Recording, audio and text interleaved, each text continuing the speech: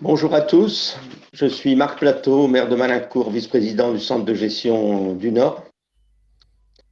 Alors, l'ordonnance du 17 février 2021 relative à la protection sociale complémentaire fait partie de ces nombreux textes pris en application de la loi de transformation de la fonction publique. Cette ordonnance crée des obligations nouvelles pour les employeurs publics. À terme, le financement de la protection sociale deviendra obligatoire, même si de nombreuses collectivités avaient anticipé cette obligation. Les collectivités sont aussi invitées à organiser un débat autour de la protection sociale complémentaire avant le 18 février prochain. Tel est l'objet de ce webinaire. Vous donner des éléments qui permettront de préparer au mieux cette échéance. Ce webinaire sera animé conjointement par Céline Courrier, directrice générale du CDG de la Somme, et Guy de Cloquement, directeur des finances et de l'action sociale au CDG 59. Et je passe la parole à Madame Courrier.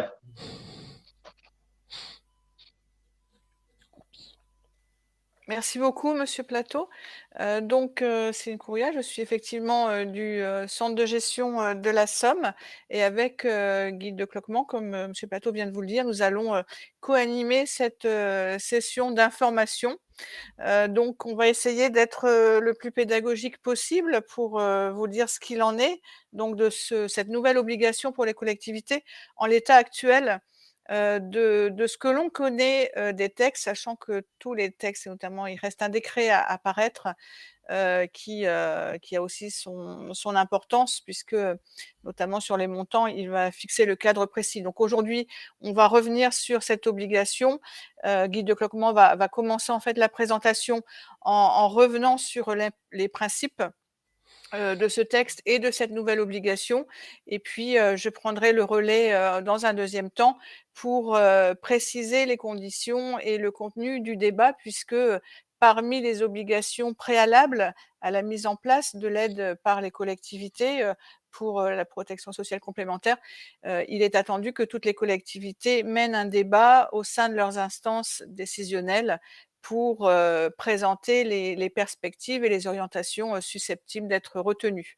Voilà, donc je développerai cette deuxième partie après la présentation plus générale du contexte et des principes de la loi par Guy. Donc je vais sans plus tarder passer la parole à Guy et en rappelant que surtout il ne faut pas hésiter à utiliser les fonctionnalités de l'outil, notamment le chat, pour poser vos questions. Et puis régulièrement, voilà, on n'hésitera pas à prendre vos questions, à essayer d'y répondre pour que cette présentation soit la plus interactive possible et la plus animée possible et qu'on essaye de répondre au mieux à toutes vos questions. Voilà, je laisse la parole à Guy. Merci Céline, merci Monsieur Plateau. Donc Guy de Cloquement, directeur des finances et de l'action sociale au CDG 59. Donc comme le disait Céline, donc une animation en deux temps, donc un rappel tout d'abord du cadre général, et ensuite surtout une deuxième partie, c'est comment organiser ce fameux débat autour de la protection sociale. Et comme le disait Céline, dans un contexte d'incertitude lié au fait qu'un certain nombre de textes sont quand même toujours en attente de parution. Même si l'actualité récente laisse penser que tout ça est quand même bien en discussion. Alors, tout d'abord, une présentation du cadre général, un rappel. Tout d'abord, ce que recouvre ce qu'est le champ de la protection sociale complémentaire. Donc, la protection sociale complémentaire qui recouvre deux champs. Tout d'abord, les risques d'atteinte à l'intégrité physique, souvent dénommés risques santé, ou connus aussi par cette dénomination mutuelle santé, ce qui est véritablement passé dans le langage commun. Et tous les risques liés à l'incapacité de travail, souvent dénommés encore risque prévoyance, ou plus connus par cette notion de maintien de salaire. Donc voilà finalement les deux grands risques. Donc là, rien de très nouveau. C'était déjà finalement les deux risques qui avaient été identifiés en termes de participation potentielle dans le décret actuel qui fixe les conditions de participation des collectivités.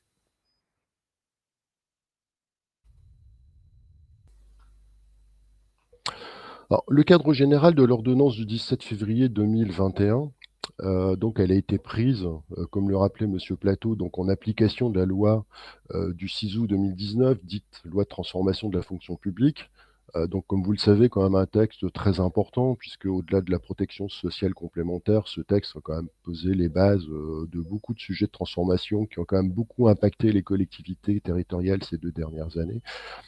Et s'agissant spécifiquement donc de la protection sociale complémentaire, son objectif, c'est d'abord de redéfinir la participation des employeurs au financement des garanties de protection sociale complémentaire pour leur personnel, et aussi de redéfinir les conditions d'adhésion ou de souscription de ces derniers pour favoriser leur couverture sociale complémentaire.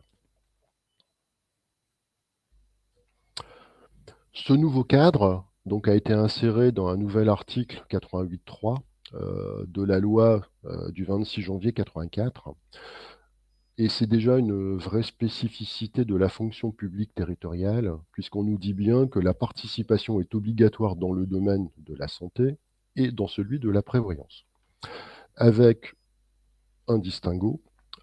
D'abord, on rappelle bien que cette participation sera de 50% d'un montant fixé par un décret pour le risque santé et de 20% pour le risque prévoyance.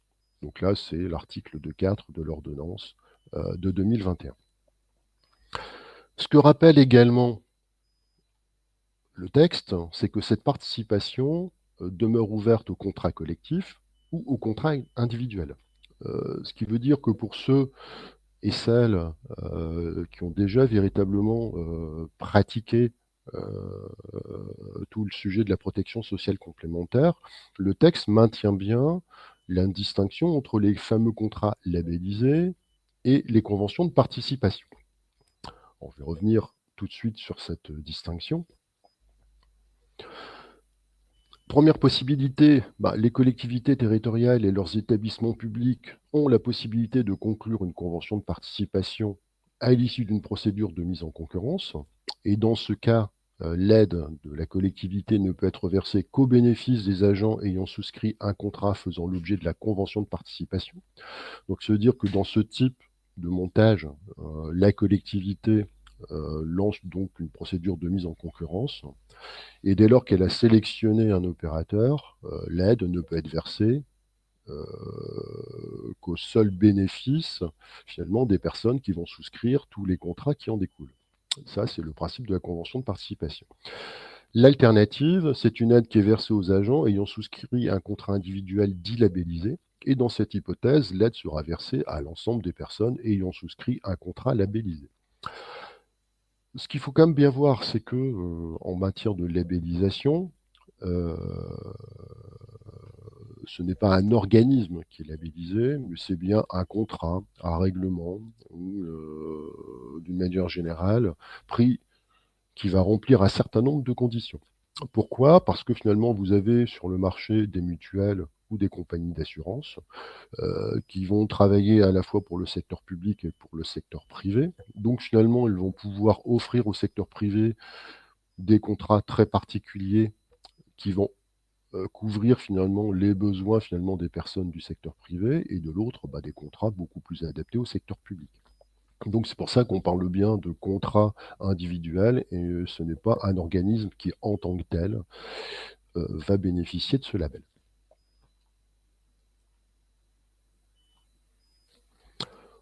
Ce qui veut dire que en mixant ces notions de convention de participation, de labellisation, ça laisse déjà une grande liberté de choix. C'est-à-dire en santé comme en prévoyance, la collectivité peut opter pour la labellisation pour l'un ou l'autre risque, ou pour la convention de participation pour l'un ou l'autre des deux risques. Typiquement, c'est-à-dire que vous avez finalement plusieurs possibilités. Vous ne faites que de la labellisation, vous ne faites que de la convention de participation, ou vous faites un mixte en disant pour l'un, d'un côté, je fais de la labellisation, de l'autre, je fais de la convention de participation. Donc vous avez véritablement un choix relativement large finalement sur ces possibilités. C'est également des choix qui peuvent évoluer dans le temps. Pourquoi? Parce qu'une collectivité pourrait très bien, dans un premier temps, lancer un dispositif de participation en optant de la labellisation, et ça, ce qu'elle pourrait faire dans un premier temps, de façon finalement à rentrer petit à petit et progressivement sur des mécanismes de participation, et ensuite mettre en œuvre ou adhérer à une convention de participation dans un deuxième temps, soit qu'elle aurait lancée elle-même, ou comme on le verra par la suite, en passant par l'intermédiaire du centre de gestion. Donc là, effectivement, vous avez véritablement tout un panel de réponses absolument possibles. Alors, question qu'il faut quand même bien voir, c'est que le choix, labellisation, convention de participation, c'est pas forcément quelque chose qui est anodin. C'est vrai que le premier réflexe consisterait à dire, bon, bah, la labellisation, c'est très bien parce que finalement, ça laisse un vrai choix au niveau des personnes, donc ce qui est vrai. Au-delà de ça, ce qui est clair, c'est que finalement, les conventions de participation sont quand même aussi finalement des contrats qui ont vocation à s'appliquer au plus grand nombre, d'être des contrats mutualisés et qui finalement ont pour aussi objectif de répondre en termes de qualité finalement aux besoins des personnes. Donc finalement, ce sont quand même des contrats qui sont construits, donc ils peuvent aller un peu plus loin en termes de garantie. Donc c'est quand même un élément qui doit être pris en compte, au-delà finalement de la simple problématique de combien ça coûte. Sont également des contrats qui sont dans lesquels on va pouvoir trouver aussi finalement des services associés et souvent à destination des personnes et qui peuvent être pilotés par les collectivités. Donc ce qui veut dire que de toute façon, de ce point de vue-là, l'intérêt aussi à ce niveau-là, c'est de dire que dans les conventions de participation, d'une façon ou d'une autre, la collectivité peut reprendre la main, notamment pour essayer de construire des politiques. Et ça, je pense que Céline reviendra aussi sur le sujet dans la deuxième partie, c'est aussi un élément important. Alors sur le rôle des centres de gestion, donc dans sa nouvelle version de l'article 25.1 de la loi de 84, ce qui est indiqué, c'est que les centres de gestion concluent pour les comptes des collectivités territoriales et de leurs établissements publics des conventions de participation. Donc il y a une véritable nouveauté, c'est-à-dire autant avant, finalement, c'était une compétence qui pouvait être exercée vraiment à titre facultatif par les centres de gestion. Donc, je pense qu'au niveau du CDG 59, on avait déjà lancé des conventions de participation. D'autres centres de gestion ne l'avaient pas fait. Donc, finalement, c'est quelque chose qui s'était construit petit à petit et progressivement. Là, l'ordonnance introduit plutôt une obligation pour les centres de gestion pour conclure ces conventions de participation, sachant que les collectivités auront la possibilité d'y adhérer. Donc ça veut dire qu'à un moment ou à un autre, les centres de gestion vont devoir finalement lancer ces fameuses conventions. Alors sachant que ces conventions peuvent être conclues, bon, effectivement au niveau départemental, donc chacun pour chacun des centres de gestion, à un niveau régional ou à un niveau interrégional, notamment en fonction des modalités déterminées par les schémas régionaux, interrégionaux de coordination qui sont en cours de construction. Donc ça veut dire qu'à un moment ou un autre, les centres de gestion vont revenir vers les collectivités pour vous proposer finalement d'adhérer à ces fameuses conventions de participation.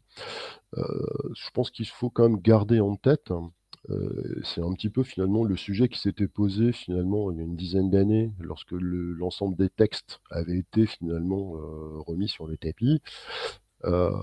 Les conventions de participation sont quand même des procédures très longues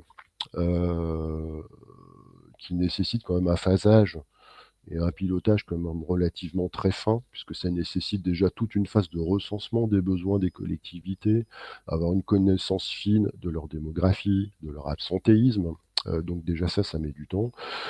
Plus le temps de rédaction, le temps de lancement des consultations, sachant que dans l'état actuel des textes, les projets de convention de participation, si à un moment ou un autre, elles nécessitent forcément une attribution, donc un passage devant nos assemblées délibérantes, ce sont également des sujets, je dirais, de débat haut niveau dans le cadre du dialogue social. Donc ça associe forcément les comités techniques, donc futurs comités sociaux territoriaux. Donc il y a quand même un travail relativement long pour construire véritablement l'ensemble de ces sujets. Sachant que, en l'état actuel des choses, c'est un peu compliqué de lancer des conventions de participation en l'état, parce qu'on attend quand même des modifications du décret actuel sur la protection sociale complémentaire. Donc on a quand même besoin finalement de connaître comment finalement les nouveaux textes vont être écrits avant de pouvoir nous en emparer et pouvoir lancer les futures conventions de participation. Sur le calendrier d'application, le rappel, c'est que l'ordonnance, donc les dispositions de l'ordonnance entrent en vigueur le 1er janvier 2022, avec toutefois un certain nombre de dérogations. Les dispositions de l'ordonnance ne sont applicables aux employeurs publics qu'au terme des conventions en cours qui ont été conclues. Donc là, très spécifiquement, par exemple, pour le centre de gestion, on a deux conventions de participation en cours dans le domaine de la prévoyance, donc elles iront jusqu'à leur terme. Bon, c'est l'application des textes. Et surtout, l'obligation de participation financière en santé s'impose aux employeurs territoriaux, donc à compter du 1er janvier 2026, et l'obligation de participation financière en prévoyance s'imposera aux employeurs territoriaux, mais qu'à compter du 1er janvier 2025. Donc véritablement, donc là, c'est vraiment le calendrier qui est en cours et qu'il faut véritablement bien conserver en tête. Alors, sujet de dialogue, pourquoi? Parce que ce qui était rappelé, c'est que donc dans les 6 mois suivant le renouvellement général, les assemblées délibérantes des collectivités territoriales et de leurs établissements publics donc, organisent un débat portant sur les garanties accordées aux agents en matière de protection sociale complémentaire. Donc, c'est véritablement tout le sujet d'aujourd'hui, avec comment organiser ce débat devant les assemblées et donc devant les différents conseils. Mais c'est aussi et surtout un sujet de dialogue social, puisqu'il est quand même bien rappelé que les comités sociaux territoriaux connaissent des questions relatives aux orientations stratégiques en matière de politique indemnitaire et d'action sociale, ainsi qu'aux aides à la protection sociale complémentaire. Donc ça, c'est l'article 33 de la loi de 84. Ce qui veut dire que, en termes d'animation, finalement, on se retrouve avec une double obligation. Quelque part, animer un débat un petit peu de politique, d'orientation générale devant les assemblées délibérantes, devant le conseil, de façon à porter finalement la formation. Donc c'est tout l'objet finalement du sujet et de ce qui doit être fait pour le 18 février. Pour autant, à un moment ou à un autre, les comités sociaux territoriaux sont toujours associés et doivent connaître des sujets. Et parmi les sujets, il y en a au moins deux, c'est-à-dire, par exemple, une collectivité qui ne participe pas décide de participer, elle fixe un certain nombre de montants, ces sujets-là doivent être débattus devant le conseil, devant le comité social territorial. Actuellement, dans les textes, il y a des possibilités de modulation, finalement, des participations pour tenir compte notamment de la situation sociale et familiale. C'est également des sujets qui font l'objet de débats devant le comité social territorial. Donc, on a bien finalement deux dispositifs qui ne sont pas du tout concurrents, mais je dirais qu'ils s'emboîtent l'un dans l'autre, avec d'un côté, véritablement informer les élus à travers ce débat, tout en ayant à l'esprit qu'il faut maintenir véritablement ce sujet de dialogue.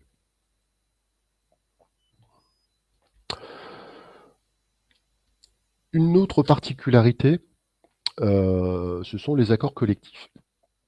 Donc, les organisations syndicales représentatives de fonctionnaires et les autorités administratives et territoriales compétentes ont donc qualité au niveau national, au niveau local ou à l'échelon de proximité pour conclure et signer des accords portant sur les domaines mentionnés donc à l'article 8 ter de la loi du 13 juillet 83. Donc, finalement, c'est tous les sujets identifiés par la loi de 83 qui peuvent faire l'objet d'accords collectifs.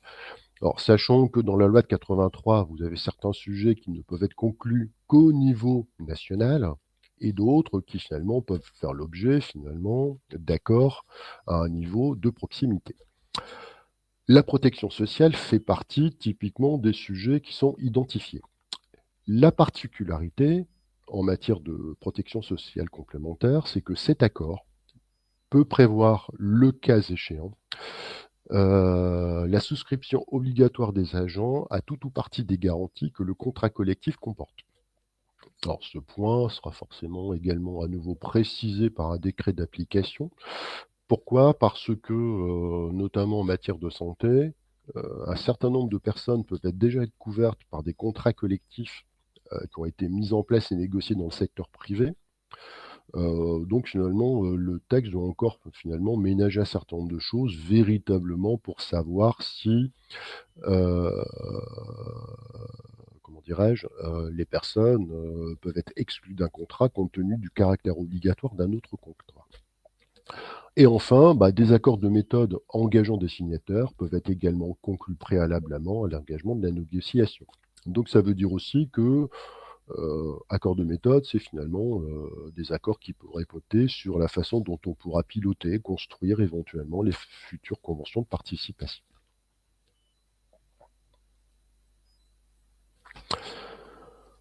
Alors pour les collectivités territoriales et leurs établissements publics, ne disposant pas d'un organisme consultatif, l'organisme consultatif de référence, c'est forcément le comité social territorial, donc notre actuel CT qui est placé auprès du centre de gestion, compte tenu du rattachement, donc l'ensemble des, collectivités comptant, moins de 50 agents.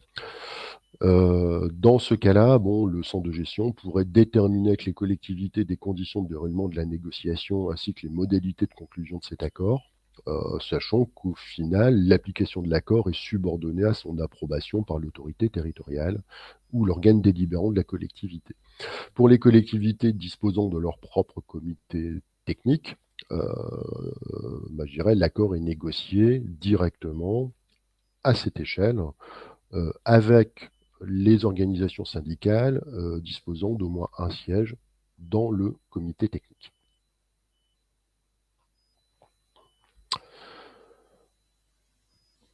Un retour d'expérience, déjà sur, un certain nombre de sujets, notamment sur la question de la prévoyance. Il a pu apparaître finalement que, les équilibres étaient souvent fragiles, heu, notamment des premières conventions de participation dites de première génération qui, dans un premier temps, sont souvent apparues déficitaires. Heu, et là aussi, ça mérite finalement déjà un premier retour, peut-être pour partager une expérience. Pourquoi? Alors tout d'abord, problème d'une mauvaise tarification du risque, ce qui était le cas de conventions de première génération.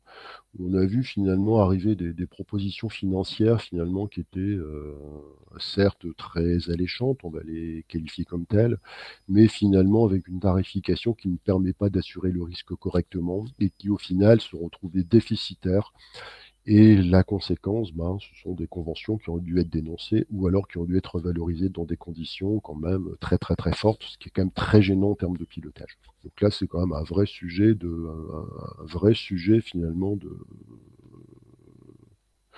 à creuser, à retravailler. Deuxième sujet, ce sont aussi parfois des problèmes de déséquilibre démographique. Pourquoi? Parce que, pour essayer finalement de résumer au plus simple, lorsque les opérateurs font des offres, en général, ils vont se baser finalement sur la démographie, alors soit de la collectivité ou soit de l'ensemble des personnes qu'on va retrouver dans le contrat. Et ce qu'on a quand même souvent constaté, ce sont des déséquilibres démographiques, qui font qu'au final, heu, les plus jeunes sont quand même moins enclins à adhérer à ces contrats. Donc on se retrouve finalement qu'une population, peut-être, beaucoup plus âgée, qui finalement est beaucoup plus dans le risque et au final, ça peut générer, beaucoup plus de paiements de participation. Heu, donc là aussi, ce sont des éléments qui peuvent peser véritablement sur les équilibres, du contrat. Surtout de la tarification, heu, ce que je disais tout à l'heure, dans mes propos, c'est que les conventions de participation doivent apporter une plus-value. D'abord aux agents, parce que ce sont eux qui sont concernés, donc en offrant des prestations de qualité. Alors quand on parle de prestations de qualité, c'est parce qu'en fait, on se rend compte finalement en faisant une espèce de comparaison, heu, entre les conventions de participation et les contrats labellisés, c'est que parfois dans les contrats labellisés, il peut y avoir quand même un certain nombre, finalement, pas d'obstacles, mais finalement de barrières qui vont faire qu'au final, les personnes peuvent être moins bien couvertes et c'est surtout, le cas en prévoyance. Deuxième sujet, aux collectivités par la mobilisation de services associés. Alors ce qu'on appelle services associés, c'est la possibilité finalement pour une collectivité, de mettre en œuvre des actions de prévention, à destination des personnes qui sont déjà directement intégrées dans les contrats. Et ça, c'est quelque chose qui peut faire sens dans les conventions de participation et de se dire, au final, une convention de participation, c'est pas simplement quelque chose qui est négocié, mis en place pour régler un simple sujet financier, c'est-à-dire d'un côté on paye et on récupère des prestations, mais de se dire qu'au-delà de ça, on peut mobiliser un certain nombre d'autres choses qui vont venir épauler et permettre finalement à la collectivité d'avoir des outils supplémentaires pour mener correctement ces politiques de prévention. Et comme on l'a dit, c'est aussi un sujet possible de coordination régionale, c'est-à-dire cette capacité à lier à la fois la force d'un territoire et sa diversité. Là aussi, élément important. Donc actuellement, tout un ensemble de textes en attente. Plusieurs dispositions sont toujours en attente d'un décret d'application. Donc les montants de référence, là on va y revenir un tout petit peu. Les mécanismes de solidarité. Alors ce qu'on appelle mécanisme de solidarité, c'est que la particularité des conventions de participation, c'est qu'elles reposent sur, certes, une mutualisation, mais avec des mécanismes de solidarité, notamment intergénérationnels. C'est-à-dire qu'effectivement, s'assurer que les plus jeunes participent effectivement au mécanisme pour permettre aux personnes plus âgées de bénéficier aussi de ce type de prestations. Et surtout, les garanties minimales attendues en prévoyance. Donc on attend quand même un certain nombre de textes qui actuellement sont en débat, mais ne sont toujours pas parus. Alors, les deux documents suivants, enfin les 2 slides suivants plutôt, c'est dire finalement la prévoyance, combien ça coûte actuellement. Donc là, on était parti sur un traitement indiciaire brut moyen de 1800 et quelques euros, donc ça c'était en 2015. Avec finalement un calcul effectué sur un maintien du traitement indiciaire uniquement à 90%. Donc là, on a impliqué les taux que nous on connaît dans notre 3e génération de convention de participation. Donc vous voyez finalement le coût de la prévoyance sur un salaire brut moyen, on est à 24 et on est sur une petite quarantaine d'euros en coût de prévoyance qui couvre à la fois le maintien de salaire, l'invalidité, le décès et des rentes d'éducation. Donc ça, c'est un premier type de calcul. Si on part sur le traitement, un traitement brut moyen avec régime indemnitaire en 2015, toujours finalement sur ces chiffres-là. Donc on est quand même un peu au-delà. Ce qui voudrait dire que 20% de ce type de couverture, on aboutirait, enfin c'est moi les chiffres qu'on avait calculés il y a quelques semaines maintenant, sur une participation d'une dizaine d'euros pour arriver à ce niveau-là. Les chiffres qui circulent actuellement, donc là vous avez peut-être commencé à les voir tourner sur Internet, puisque on commence à avoir des informations qui tombent petit à petit. Donc ça on vous les livre, mais beaucoup de guillemets, puisque de toute façon on n'en est qu'au stade de l'étude. Ça consisterait plutôt à dire que en matière de protection sociale complémentaire, le montant de référence serait a priori de 27 euros, donc ce qui aboutirait à une participation autour de 5,40 € par agent et par mois, avec le maintien d'un traitement de base à hauteur d'environ 80%, enfin c'est ce qu'on a pu commencer à voir. Et en matière de santé, on partirait sur un panel de soins estimé donc à 30 € par mois, ce qui donnerait une participation de l'ordre de 15 € en santé.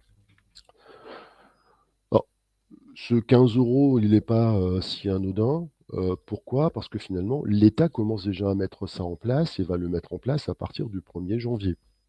Donc là, il faut être très vigilant au niveau des collectivités. Les chiffres, les montants que vous voyez passer actuellement, ce sont des montants qui concernent les fonctionnaires de l'État et qui, en tant que tels, ne sont pas applicables aux fonctionnaires territoriaux. Donc là aussi, nous, on doit véritablement attendre l'ensemble de nos textes pour véritablement pouvoir commencer à mettre en œuvre l'ensemble de ces dispositifs. Ce qui ne veut pas dire, et ça, bon, je pense que Céline reviendra vers vous sur le sujet, que les collectivités ne peuvent pas anticiper les textes avant 2025 et 2026. Ça, c'est un autre sujet. Mais pour autant, les montants qui commencent à circuler actuellement sont bien les montants de référence de l'État qui ne sont pas applicables en tant que tels.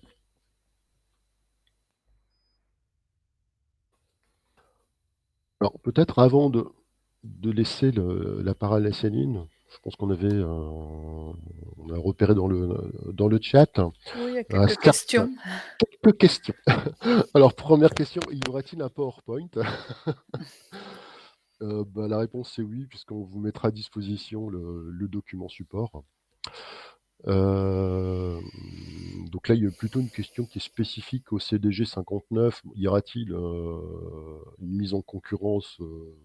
Oui, de toute façon, nous, on va l'organiser. Je pense que Céline peut également répondre pour le CDG 80. Oui, donc effectivement, pour le CDG 80, de toute façon, comme Guy l'a dit, c'est une obligation et puis, bien évidemment, donc on s'inscrit tout à fait, dans cette démarche. Il est même question et Guy l'a évoqué aussi tout à l'heure que, éventuellement, on soit sur, une démarche commune entre les CDG, en tout cas CDG 80, CDG 59, a priori, voilà, on serait plutôt sur une démarche commune. Après, à voir comment juridiquement, techniquement, ça s'organise, si on fait différents lots par département. Mais voilà, il y a de fortes chances pour que le contrat qu'on vous propose soit monté en lien avec d'autres CDG des Hauts-de-France et notamment avec le CDG 59. Okay. J'avais également une autre question beaucoup plus technique, notamment véritablement sur l'absentéisme ne-t-il pas être récupéré via les RSU? Alors je dirais oui en partie, parce qu'effectivement, là on reste véritablement notamment sur la question de la prévoyance. C'est un sujet très technique parce que finalement il y a deux façons d'aborder l'absentéisme. Soit finalement on calcule un taux d'absentéisme tel que vous le connaissez, tel que vous le calculez, donc vous regardez finalement qu'est-ce que ça donne en année, on va dire en année civile. En général, les assureurs demandent deux types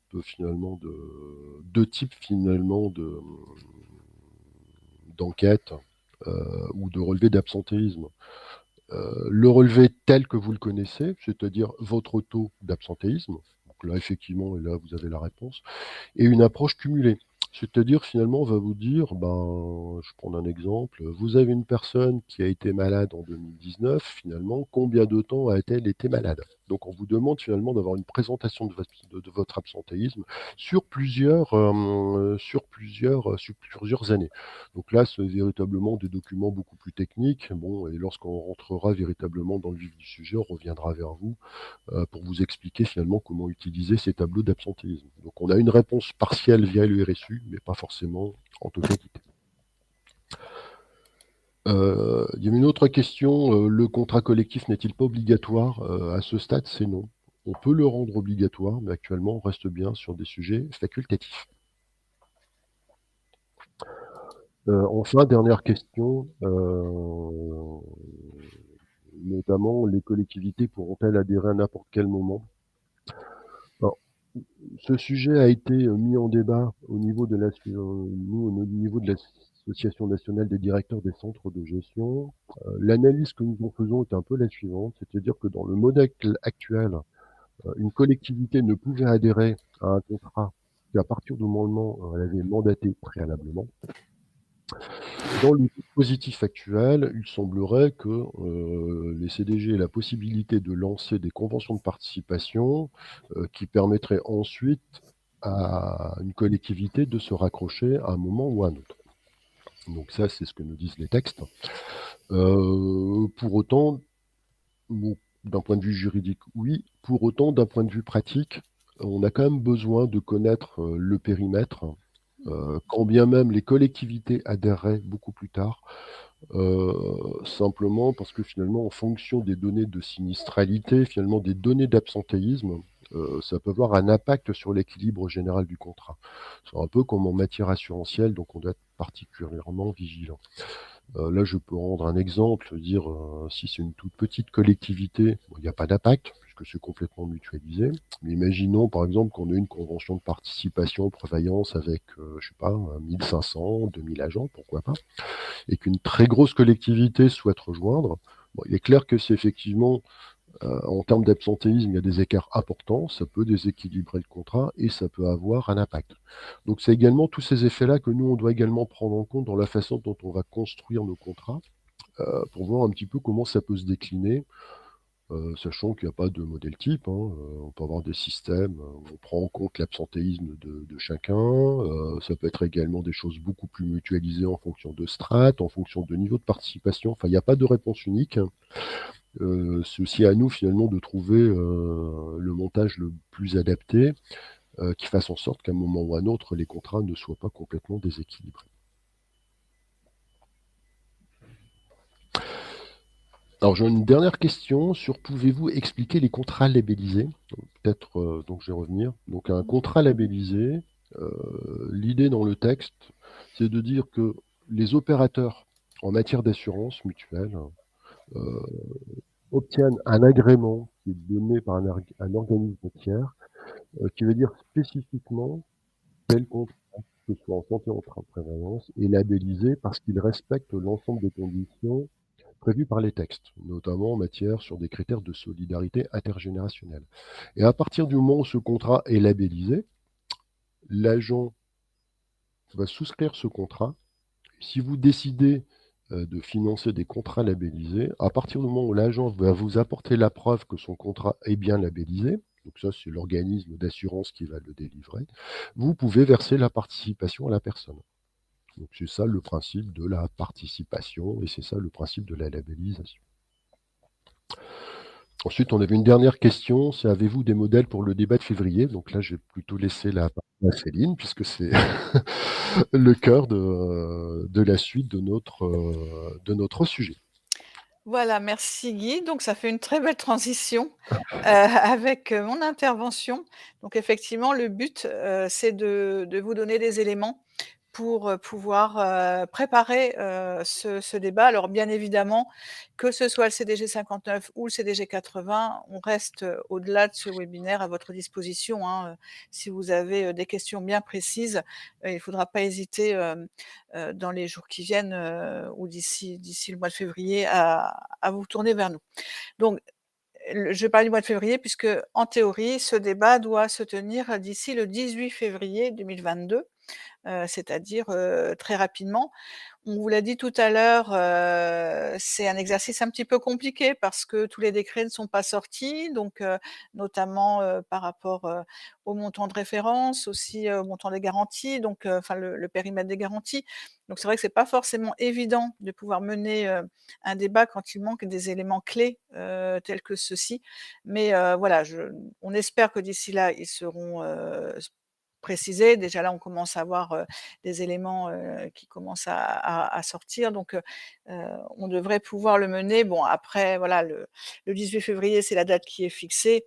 Maintenant, heu, officiellement, il faut la respecter, mais voilà, on sait très bien que ce ne sera pas forcément évident, de se caler sur cette date. Le tout, c'est qu'on ne déborde pas trop. Donc voilà, donc par rapport à ce débat qui doit être mené donc par, vos assemblées au niveau de vos assemblées délibérantes, il y a effectivement des supports qui ont été élaborés au niveau des centres de gestion, notamment par l'Association nationale des directeurs de centres de gestion, sur lesquels on s'appuie et qu'on va aussi relayer pour vous aider, à structurer ce débat. On a identifié notamment 6 thématiques sur lesquelles vous pouvez vous appuyer pour, organiser, la présentation, en conseil municipal ou en conseil communautaire. Tout d'abord, les enjeux de protection sociale complémentaire, c'est effectivement, on l'a évoqué tout à l'heure, hein, vous l'avez vu, la question de l'accompagnement social puisque bien sûr ça s'intègre pardon, dans une politique plus large de prévention des risques en santé au travail, d'accompagnement des agents à titre individuel. Bien évidemment, ça renvoie aussi à des arbitrages financiers, hein, puisqu'on voit bien que les sommes en jeu sont quand même, assez conséquentes et elles seront supportées directement par les collectivités, sans compensation. Bon, l'articulation avec les politiques de prévention, j'en ai dit un petit mot, j'y reviendrai tout à l'heure et puis aussi en termes d'attractivité, j'y reviendrai également, dans quelques slides, mais ça fait partie aussi, comme d'autres thématiques, de ce qui peut permettre de rendre une collectivité attractive, pardon, et de faciliter aussi, les recrutements. Autre thématique, donc qui, peut être, mise en avant, c'est donc le rappel de la protection sociale statutaire. Je pense qu'il faut commencer par là effectivement, parce que c'est vrai que, notamment, on a beaucoup de nouveaux élus, suite aux dernières élections. Donc c'est peut-être des notions qui sont pas forcément encore, très bien connues. Donc voilà, c'est important aussi peut-être de commencer ce débat en rappelant les principes, tels que d'ailleurs, on l'a fait, tout à l'heure. Rappeler, les principes de la protection sociale, statutaire, dans la fonction publique et en particulier dans la territoriale. Ensuite, c'est là où donc ça va être plus individualisé en fonction, pardon, des options qui peuvent être prises par les différents exécutifs. Donc, la nature, des garanties envisagées.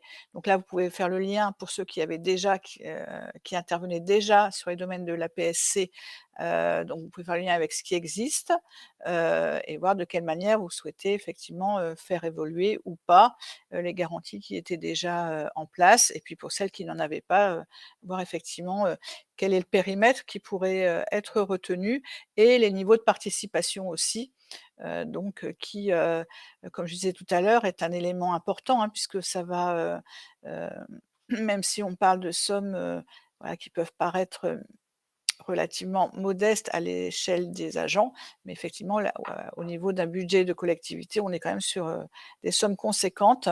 Donc il est important aussi de bien, alerter les élus sur, le niveau de participation et la trajectoire, pour que les choix puissent, être pris, avec, le maximum d'éléments de contexte financier. Donc, on en a parlé aussi, l'éventuel caractère obligatoire, des contrats sur accord majoritaire. Donc là aussi, il y aura une prise de décision à effectuer, par rapport, si vous vous situez dans ce contexte-là et puis le calendrier de mise en œuvre, donc vous avez vu, hein, qu'il y a des dates butoirs, 2025-2026, mais avec une flexibilité, de la souplesse, entre, le 1er janvier 2022, date à partir de laquelle, les choses sont, officiellement mises en œuvre et puis donc cette date butoir, donc qui permet effectivement soit de partir directement sur un modèle, comme le disait Guy tout à l'heure, labellisation, contrat ou éventuellement effectivement sur, un mixte, c'est-à-dire peut-être éventuellement commencer par la labellisation. Je sais que dans la Somme, on a déjà échangé avec une collectivité, sur ce sujet-là parce que monter un contrat groupe,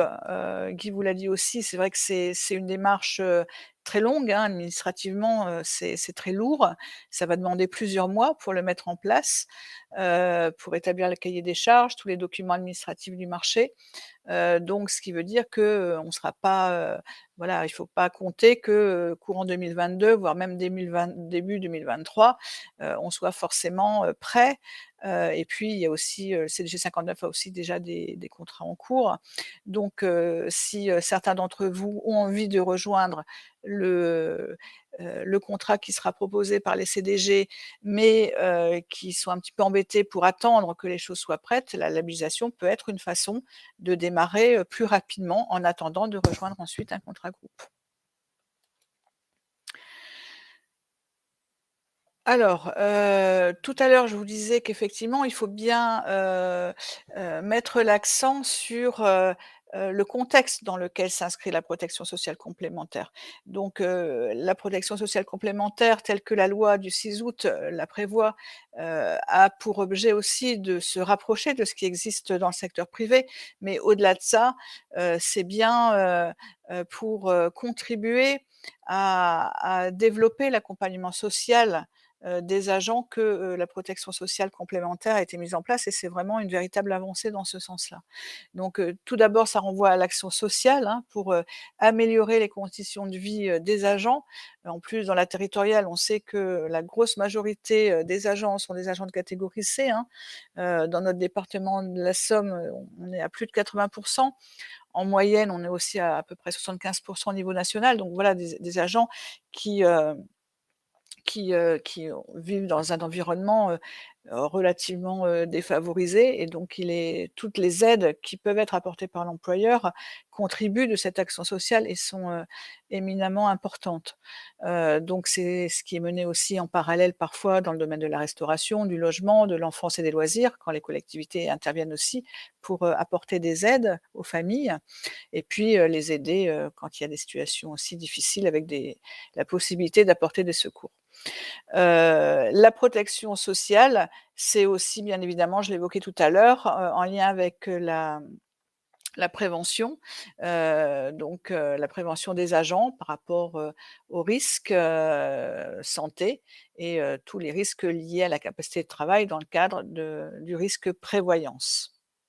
Donc, on voit bien qu'on s'inscrit dans des thématiques bien plus larges et éminemment importantes aujourd'hui pour permettre que les agents travaillent dans un contexte plus, plus serein et mieux encadré du côté de la santé au travail. Donc juste pour rappeler effectivement que le champ de la prévention, est déjà un champ qui s'est développé et notamment les centres de gestion, jouent un rôle très important dans le domaine de la champ du champ de la prévention pour la plupart d'entre eux en tout cas. C'est évidemment le suivi médical des agents, la prévention des risques professionnels avec, toutes, les actions qui peuvent être menées pardon, toutes les actions qui peuvent être menées, au niveau de l'aménagement des postes de travail, au niveau de l'aide, bon même si, heu, les documents de prévention doivent être faits depuis un certain temps, mais on sait très bien que c'est compliqué, donc il y a encore des collectivités qui se font accompagner pour rédiger ces documents. Donc voilà, on voit bien que le champ de la prévention, c'est très, très large et en même temps, c'est essentiel et c'est pour ça c'est aussi dans ce cadre-là, évidemment, que s'inscrit cette nouvelle obligation sur la PSC.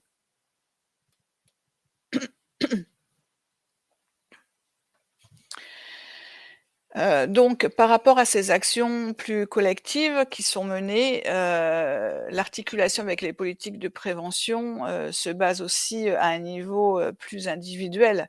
Tout à l'heure, je vous disais effectivement que la plupart de nos agents relèvent de catégorie C, et on voit bien que ce sont ces agents-là qui, malheureusement sont parfois, obligés de faire des choix en termes d'accès à la santé et notamment malheureusement parfois de renoncer, à certains soins qui seraient pourtant nécessaires.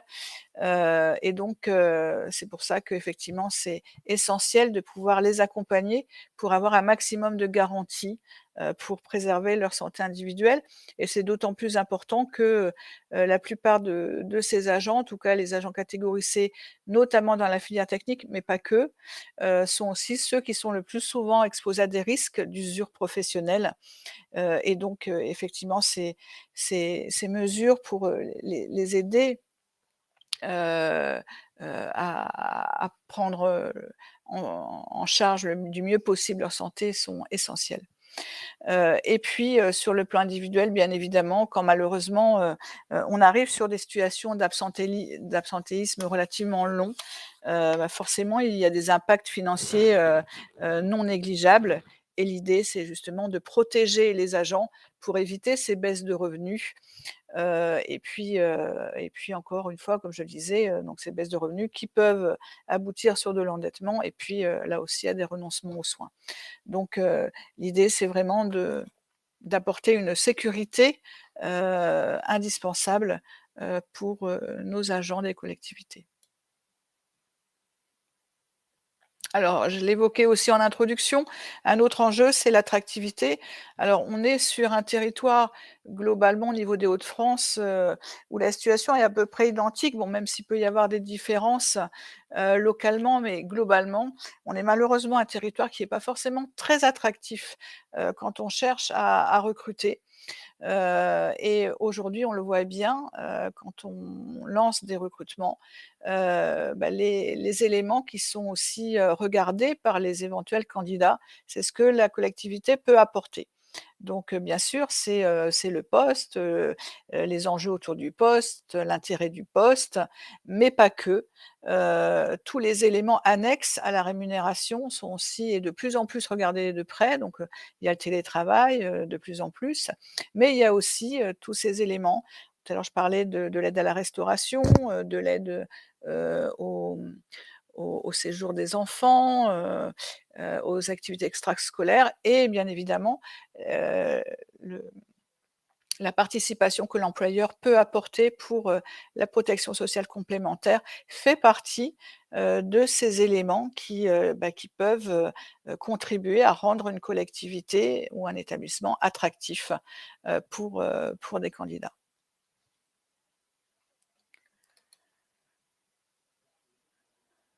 Alors juste pour rappeler donc, en quoi effectivement la protection sociale complémentaire est importante, puisque là je vais vous rappeler les droits, qui sont prévus par le statut, hein, en termes de prévoyance et donc même si on peut avoir l'impression que, on est sur des durées relativement, importantes, finalement, dès qu'on est sur des pathologies assez lourdes, on voit bien qu'on atteint vite, les durées plafonds, d'où l'intérêt de cette protection sociale complémentaire. Donc la maladie ordinaire, vous le savez, hein, c'est, 3 mois à plein traitement, donc on n'est pas sur des années civiles, hein, on est sur des années glissantes et 9 mois à demi-traitement. Congé de longue maladie, 1 an à plein traitement et 2 ans à demi-traitement et puis congé de longue durée, mais là dans certains cas bien précis, 3 ans à plein traitement et 2 ans à demi-traitement. Voilà, donc ça c'est juste un rappel, mais ça aussi, c'est des éléments que vous pouvez bien sûr reprendre lors de votre débat pour, bien resituer le contexte auprès de vos élus. Donc, je reprends un peu, hein, ce qui a été dit, mais pour bien mettre l'accent là-dessus, lors de votre présentation. Donc la prévoyance, donc faire face, hein, aux aléas de la maladie, de l'invalidité. Donc c'est bien de permettre aux agents de disposer d'un revenu de remplacement si malheureusement, ils ne sont plus en capacité, d'être sur leur poste de travail et puis bien évidemment, favoriser, le plus possible, le retour à l'emploi, les accompagner, pour favoriser le retour à l'emploi puisque ça, on sait très bien aussi que c'est un enjeu très fort, le maintien dans l'emploi. C'est pas toujours facile, surtout quand on est dans des petites collectivités. Dans la Somme, notamment, il y en a c'est souvent le cas, mais dans le CDG 59 aussi.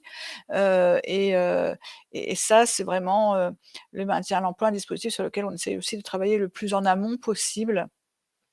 Parce que, voilà, au-delà de la période où les agents sont placés en congé maladie et on essaye de compenser financièrement, il faut bien évidemment les projeter sur un futur, hem, plus serein et positif.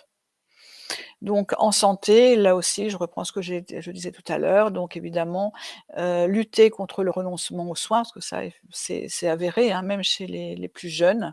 Il y a de plus en plus de renoncements aux soins qui sont constatés, sachant que, bah, forcément, ça a aussi un impact sur l'absentéisme dans les collectivités, puisque renoncer à des soins, bah, n'est pas neutre pour la santé des agents et donc c'est susceptible aussi de générer, des arrêts de travail plus ou moins longs et donc là aussi d'impacter, le fonctionnement des services et les finances des collectivités.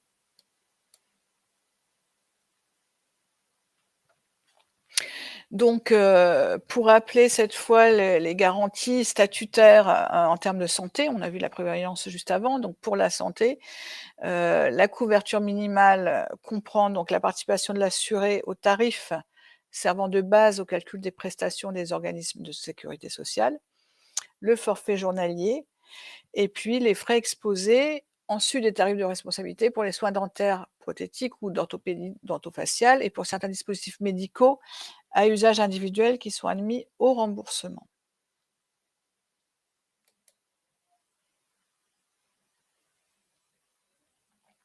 Donc, pour la prévoyance, là encore d'autres points un petit peu techniques. Donc une couverture aujourd'hui, il y a une couverture minimale qui porte actuellement sur le risque incapacité de travail. On est toujours, pour l'instant sur le décret du 8 novembre 2011. Sachant, et ça on vous l'a dit aussi à plusieurs reprises, que bien évidemment, on est dans l'attente d'un décret, alors il devait déjà paraître au printemps, mais bon là je pense que ça devrait plus tarder. Donc un décret qui doit préciser justement, plusieurs points dont celui-ci. Et donc les points de débat, on l'évoquait aussi rapidement tout à l'heure, sur lesquels je pense qu'il est important que vous puissiez vous attarder, lors de la réunion de votre conseil, c'est effectivement quel est le niveau de couverture, que vous souhaitez prendre en charge en termes d'incapacité de travail, d'invalidité, et puis aussi sur les autres sujets et puis, le niveau de salaire de remplacement aussi. Tout à l'heure, il y avait des simulations avec, 80 par exemple. Voilà, est-ce qu'on va plus loin, 90-95 du traitement? Est-ce que aussi, une rente en invalidité peut être prévue? Voilà, donc ce sont tous ces sujets-là, alors sur lesquels on aura des éléments, de précision, mais sur lesquels aussi il conviendra que votre assemblée puisse se prononcer puisqu'il y aura une certaine latitude, par rapport au positionnement au niveau des collectivités. Tout à l'heure, je vous disais, hein, qu'en termes de calendrier, donc ça se met en place au 1er janvier, mais vous avez bien vu que, il y a, voilà, encore 4-5 ans pour, que les choses soient définitivement mises en place dans les collectivités. Donc, à chaque collectivité d'étudier la question, de savoir à quel moment elle souhaite, mettre en œuvre les textes, si elle souhaite anticiper ou pas, de quelle manière aussi, comme je vous l'ai dit, est-ce que, voilà, il y a 2 systèmes qui se succèdent, labellisation puis contrat groupe ou, directement, un contrat groupe si la collectivité le souhaite. Quand il y avait déjà des éléments en place, est-ce que, on reste en fait sur, les garanties accordées dès lors que ça correspond aux textes qui vont être définitivement adoptés? Ou est-ce que voilà, la collectivité souhaite, profiter, de cette, nouvelle, obligation pour, faire évoluer, son action existante? Hem et puis, voilà, est-ce que aussi, une autre possibilité, on souhaite éventuellement, apporter une modulation des participations en fonction de la situation sociale et familiale de l'agent. Voilà, donc c'est toutes ces questions-là, qui, en fait, doivent être, discutées pour voir quelle est l'orientation que la collectivité souhaite prendre, heu, pour, accompagner ses agents au mieux, au niveau de la protection sociale, complémentaire. Donc, pour résumer, en termes d'outils, pour, mettre en place justement ces choix, politiques d'accompagnement des agents, on l'a redit tout à l'heure, Guy l'a expliqué, mais donc, pour conclure, je vais reprendre les possibilités qui s'offrent à vous. Donc, si on est sur un dispositif non obligatoire, c'est-à-dire que, les agents ne sont pas tenus, d'adhérer, donc soit effectivement les collectivités peuvent, recourir alors dans la Somme, c'est essentiellement ce qui a été fait jusqu'à présent, hein. En grande majorité, donc les collectivités peuvent recourir à la labellisation, Donc là, vous laissez les agents souscrire des contrats labellisés et vous apportez une aide financière sur ces contrats. Donc comme je l'ai dit, ça peut être aussi une étape, hein, dans un premier temps, mais ça peut être aussi une option prise de façon plus pérenne. Et puis donc, ça peut être aussi une convention de participation, donc soit qui est montée, négociée, gérée directement par la collectivité ou alors par l'intermédiaire du centre de gestion. Par contre, si la collectivité souhaite que ce dispositif soit obligatoire, c'est-à-dire que tous les agents, sans exception, bénéficient de la protection sociale complémentaire, dans ce cas-là, cela relève, comme on le disait tout à l'heure, d'une démarche d'accord collectif. Et donc dans ce cas-là, il faudra notamment s'interroger, encore une fois, sur les types de garanties, quel est le périmètre retenu, jusqu'où on va et quel est le montant de participation que la collectivité souhaite apporter et le pendant, du coup, quel est le reste à charge supportable pour les agents. Donc voilà effectivement, pour résumer, les différentes options, sur lesquelles il faut, réfléchir et que la collectivité, se positionne. Voilà, donc tout en sachant que, par rapport à ces orientations, il faudra donc, préciser le calendrier de mise en œuvre et puis, notamment, dans le cadre des contrats qui seront négociés par le centre de gestion, il y a un projet d'enquête en ligne qui a été, adressé, et qui, permet aussi de synthétiser, de compléter ces orientations et il est important qu'il soit transmis au centre de gestion pour qu'on puisse avoir la vision la plus précise, de ce qu'attendent les collectivités et justement de quelle manière les CDG peuvent répondre au mieux, aux attentes et se positionner par rapport, aux orientations qui seront prises par les différents exécutifs. Donc voilà, j'en ai fini pour l'instant, j'en ai fini avec la présentation, de ces éléments qui, doivent vous aider à pouvoir organiser le débat, lors de vos séances, vos assemblées délibérantes. Encore une fois, comme je le disais, n'hésitez pas à contacter vos centres de gestion, hein, si vous avez des questions plus précises, plus individuelles. Alors je vois que là, il y en a quelques-unes, on va regarder et on va, y répondre. Mais, là encore, s'il y a vraiment des éléments plus précis, dont vous souhaitez, nous parler, n'hésitez pas à nous appeler, hein, pour qu'on puisse, vous apporter la réponse la plus adaptée, à votre contexte. Alors je vois déjà plusieurs questions. Une première, c'est notre prochain conseil n'aura lieu qu'au mois de mars prochain. Que risquons-nous concrètement si le débat n'est pas réalisé avant? Alors j'y ai répondu, bon évidemment, enfin les textes ne prévoient rien, si la date n'est pas respectée. Bon en plus comme je vous l'ai dit, hein, on sait très bien que dans le contexte actuel avec une partie des éléments qui aujourd'hui n'est pas encore, connue de façon officielle, c'est vrai que ça peut paraître compliqué d'organiser, ces débats avant le 18 février. Dans les petites communes, on sait aussi que, il y a pas forcément un conseil municipal tous les mois. Il y en a souvent un en décembre et puis après il y en a un en mars, pour le vote du budget. Donc voilà, concrètement, l'État n'a rien prévu, comme pénalité ou sanction si on respecte pas, cette date. Donc voilà, il n'y a pas de de pénalité précise prévue. Je vous dis, le tout, c'est effectivement d'essayer, de l'organiser, dès que possible, même si c'est un petit peu après la date butoir du 18 février. Alors j'ai une autre question, notamment sur la question des montants. C'est vrai que Céline avait déjà apporté un élément de réponse.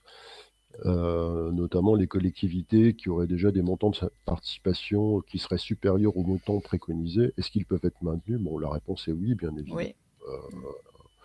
Alors, sont-ils considérés pour autant comme des avantages acquis?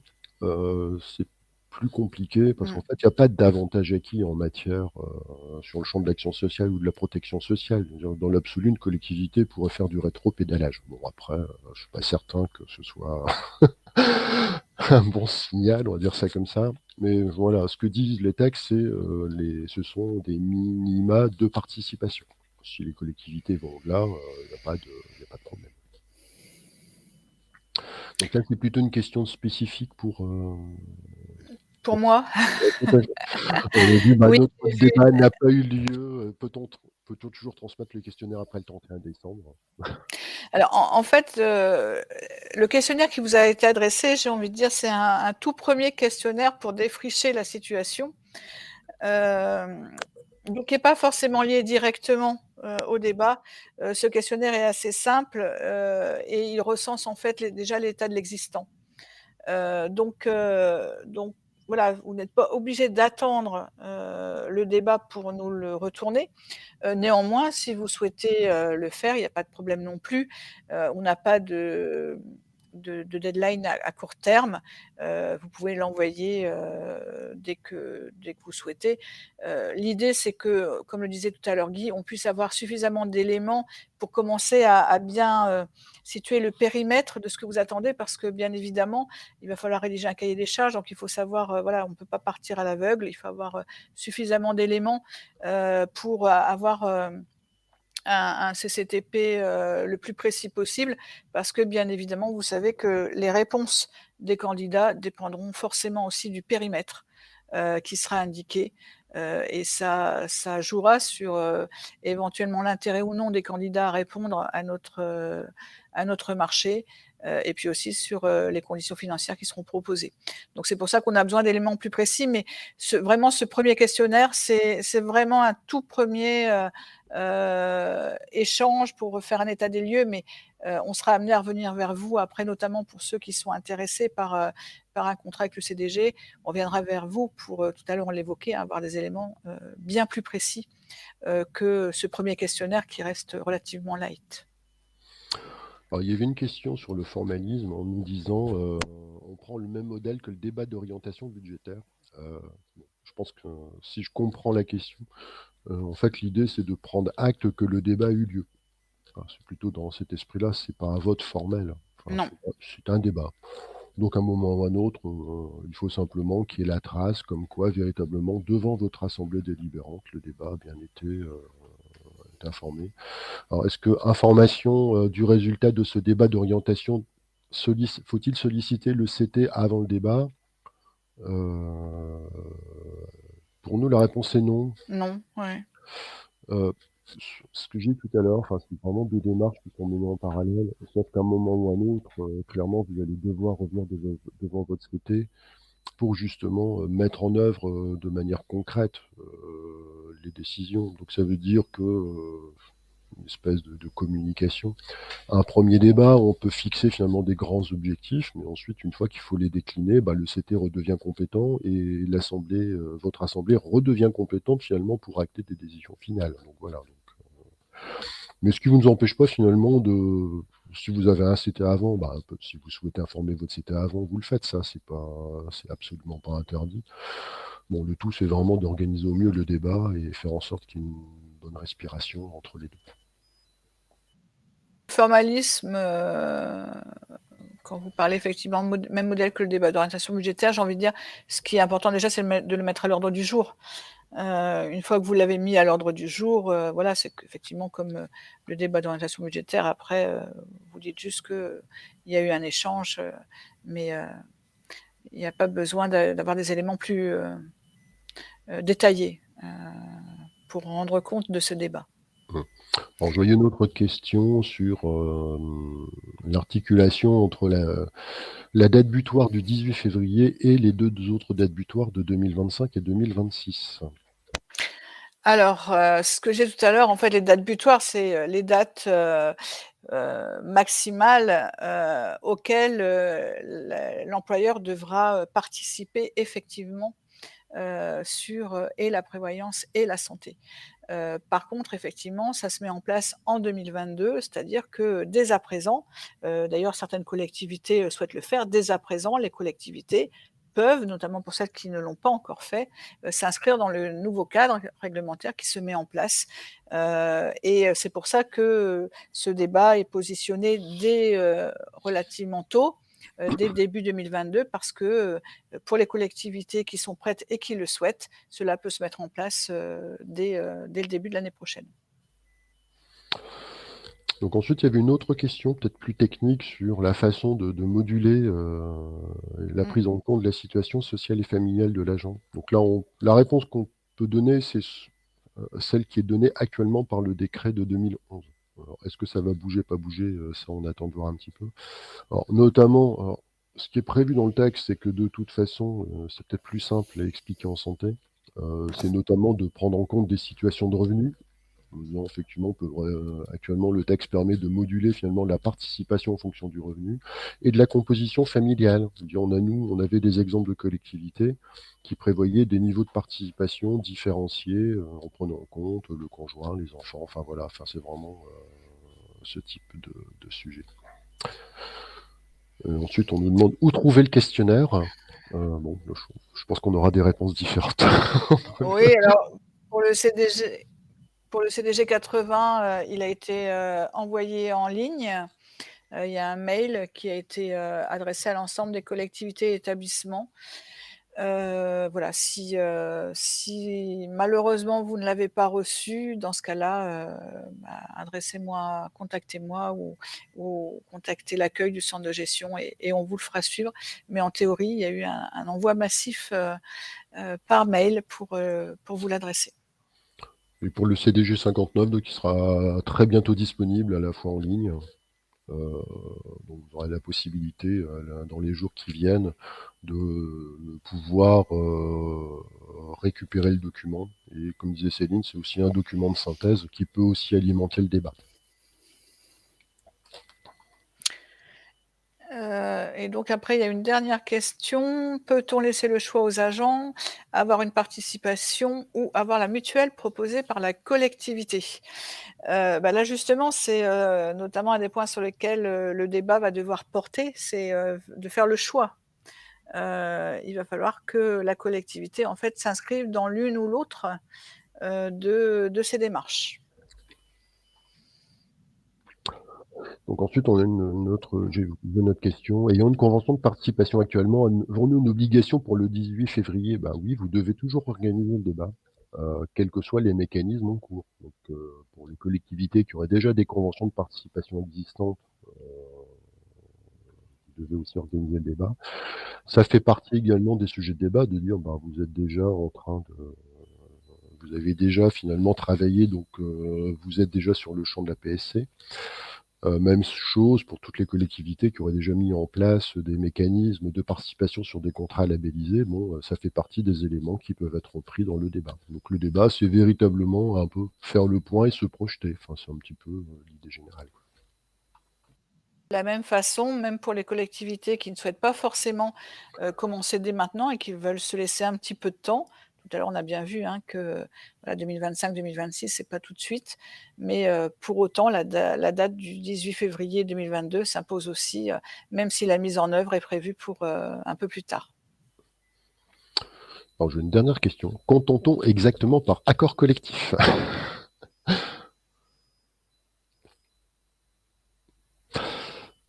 Je te laisse répondre ou... Bon, oui, je vais commencer. Pas de problème. Effectivement, la loi de 83 prévoit que des accords collectifs peuvent être menés au niveau des collectivités sur un certain nombre de sujets, clairement identifiés. Donc, à partir du moment où cet accord est signé, l'accord doit être appliqué au niveau de... ça engage l'ensemble des parties. Et des accords collectifs peuvent être mis en place dans le domaine de la prévoyance. Et l'une des possibilités, à travers un accord collectif, c'est la possibilité de rendre obligatoire l'adhésion des personnes à des conventions de participation. Donc, et comme le disait Céline, attention, si vous rendez obligatoire l'adhésion si vous rendez obligatoire l'adhésion à ces contrats, il y aura une véritable question sur vos niveaux de financement et vos niveaux de participation. Il est clair que la question du reste à charge pour les agents va devenir un véritable sujet.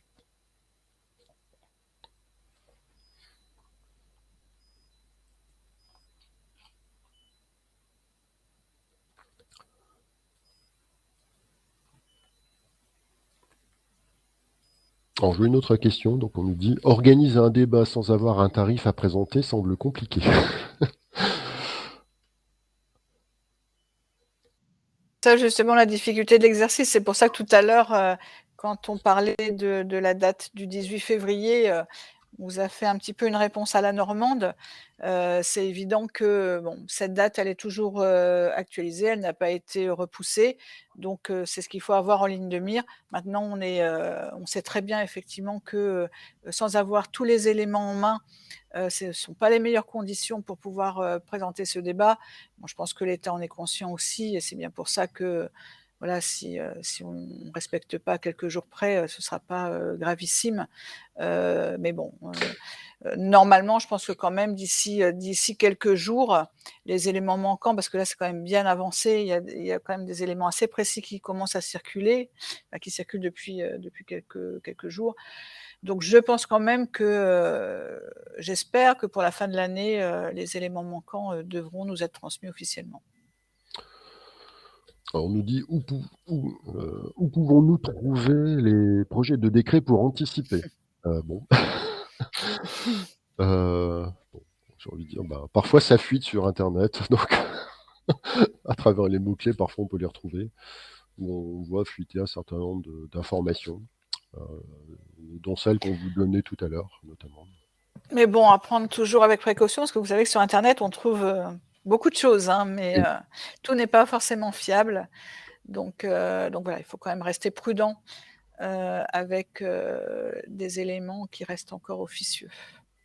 Ensuite, peut-on opter, donc indifféremment pour la labellisation et contrat collectif pour la santé ou la prévoyance? Là, effectivement, ça fait partie de toute la réflexion qui doit être menée par votre collectivité, ou votre, établissement. Effectivement, l'État a décidé de maintenir les 2 systèmes tels que ça existait jusqu'à présent. Donc là, c'est vraiment par rapport, aux objectifs de la collectivité, les objectifs, comme on le disait tout à l'heure, en termes de prévention, en termes d'accompagnement des agents, accompagnement social, aussi par rapport, aux impacts, encore une fois financiers. À vous de voir quelle est, par rapport à votre contexte local, la solution qui vous paraît la plus adaptée.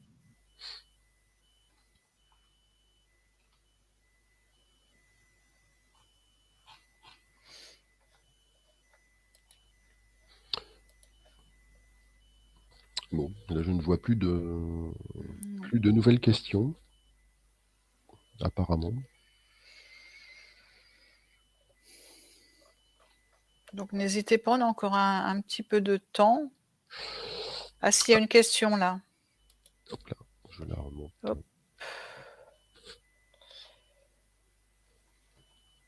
Alors, donc, on nous dit: «Je suppose que pour l'accord collectif, il faut un passage en CT».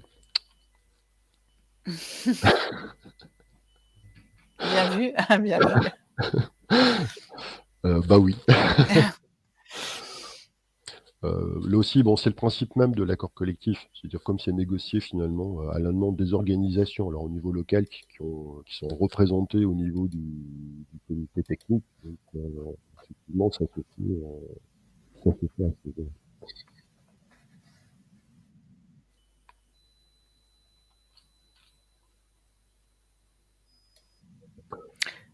Nouvelle question, le débat devra se terminer par la prise d'une délibération pour acter les montants?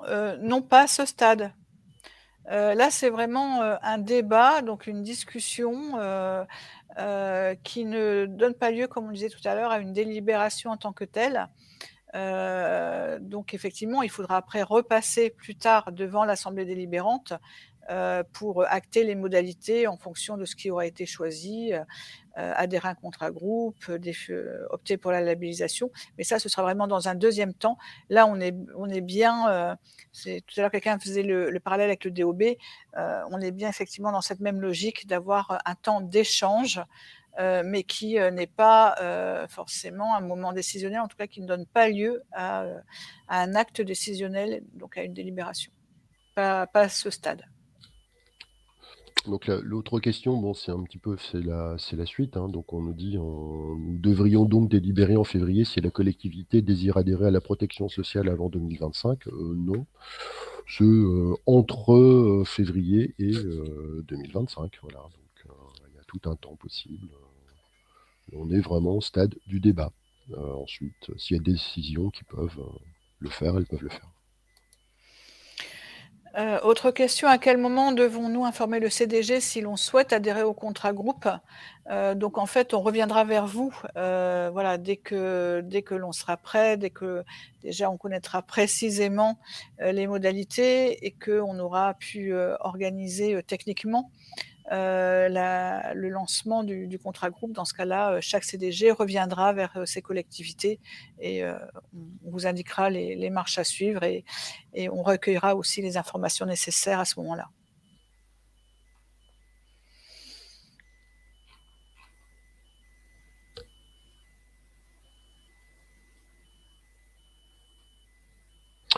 Alors, une question, donc au niveau de la prévoyance, peut-on prendre uniquement la capacité de travail et pas l'invalidité et le décès? Alors, actuellement, dans le décret de 2011, la garantie minimale, c'est la capacité de travail. Donc là, on attend encore finalement un petit peu quel serait véritablement comment le décret, comment les décrets d'application finalement vont être écrits pour savoir quel sera le niveau de réponse. Alors, là, actuellement, ce qu'on peut supposer, mais c'est pour ça qu'il faut vraiment prendre ça avec beaucoup de précaution, c'est-à-dire que dans le niveau finalement de participation des fameux 5,40 € en prévoyance, c'est un panel d'incapacité, donc de travail, avec un petit peu d'invalidité. Alors, est-ce que ça veut dire que la participation en invalidité deviendra obligatoire? Si on n'en sait rien. Mais pour l'instant, c'est ce que dit finalement le décret de 2011. Donc c'est aussi un élément d'incertitude, entre guillemets, sur la façon d'écrire ce fameux débat. Donc il y a une autre question, on nous dit après le débat, on saisit le TP, puis sur avis du comité technique, on soumet la délibération à l'instance délibérante. Donc là, la réponse est oui.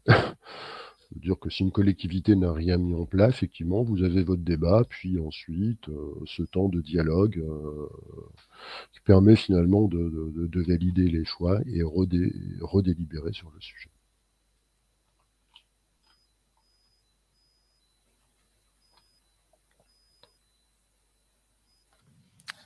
Donc là, pour l'instant, on n'a plus de questions. Mais là encore, on a encore un peu de temps ensemble si vous souhaitez revenir sur certains points.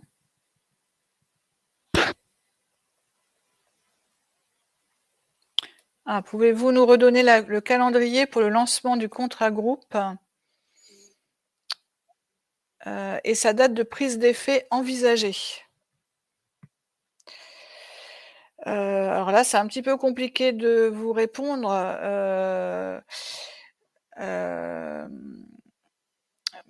Bon, en tout cas, c'est clair que ce ne sera pas sur 2022. Au mieux, ce sera 2023. Après, je ne sais plus exactement quelles sont les dates des contrats en cours au CDG 59, parce que ça ne peut pas non plus se chevaucher. CDG 59, donc on a une convention de participation actuelle en prévoyance qui s'achevait en 2022 et qu'on a reconduit jusqu'à fin 2023 pour vraiment se laisser le temps. Et on a une dernière qui se termine de mémoire en 2024 ou 2025. Donc ça, ce sont des conventions actuelles. Alors, ça veut dire que si parmi les personnes qui sont présentes dans le chat, rien ne les empêcherait éventuellement de rejoindre les nouvelles conventions de participation et de dénoncer les conventions actuelles. Enfin, je veux dire, il y a toujours des possibilités de passer de l'une à l'autre. Ça, c'est absolument pas interdit en soi. Sachant que, comme le disait Céline, effectivement, il y a du temps finalement en termes de présentation.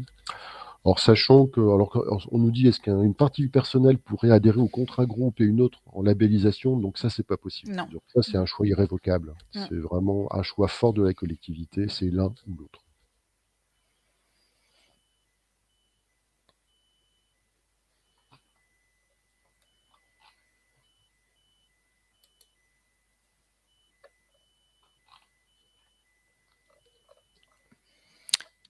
Alors, en attendant qu'il y ait éventuellement d'autres questions, sinon pour conclure, notre temps d'échange de ce matin, on se propose de toute façon, le CDG 59 et le CDG 80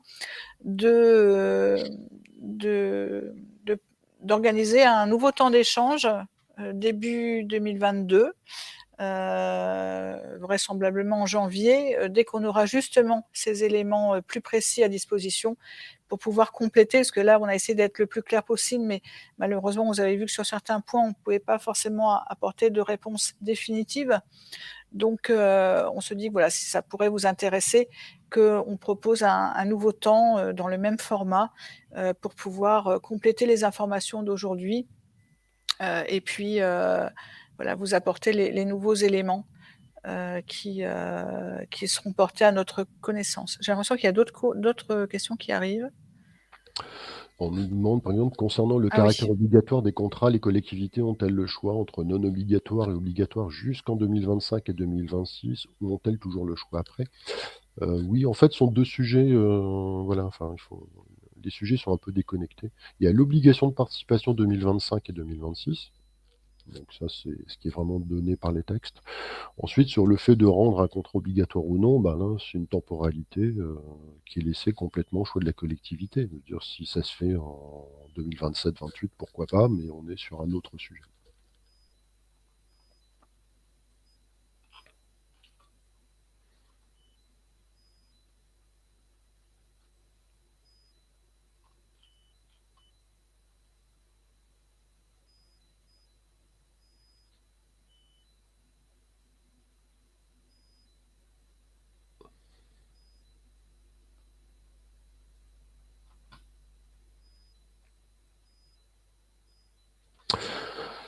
Donc là, peut-être une précision, puisqu'on nous dit, vous dites que le contrat groupe et la libellation sont interdits, mais la libellation et la labellisation et la participation sont possibles. En fait, ce qu'on veut dire, c'est que soit en santé ou en prévoyance, il y a un choix de la collectivité, soit pour la labellisation, soit pour la convention de participation, mais c'est véritablement pour la totalité du risque. La collectivité dit, moi, je mets en place une convention de participation en prévoyance, donc elle ne pourra aider que les personnes qui adhèrent à cette convention. Si elle décide que c'est dans le cadre de la labellisation, elle financera l'ensemble des contrats labellisés. Et c'est exactement la même chose en santé. Donc on ne peut pas mixer pour le même risque finalement à la fois de la convention de participation et de la labellisation. En revanche, quand Céline évoquait la possibilité pour une collectivité de dire on peut le gérer dans le temps, c'est-à-dire une collectivité peut très bien dans un premier temps opter pour la labellisation et ensuite mettre en place une convention de participation. Ça c'est absolument tout à fait possible. Ça peut aussi parfois présenter un autre intérêt, mais là véritablement c'est sur des questions de portage de risque, parce qu'il faut bien voir qu'une personne qui est en arrêt maladie, en général ne peut pas adhérer à un contrat. Donc, ça veut dire qu'une personne qui serait déjà couverte dans le cadre d'un contrat labellisé, si ensuite, imaginons que malheureusement elle tombe malade, ben, elle est toujours couverte par son contrat.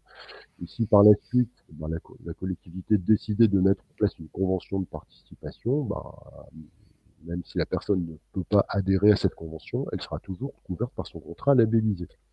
Donc là aussi, ça peut être un sujet, bon, c'est assez technique aussi, mais véritablement, c'est le fait de dire que l'assureur doit couvrir la personne qu'elle couvre une fois qu'elle est dans le risque.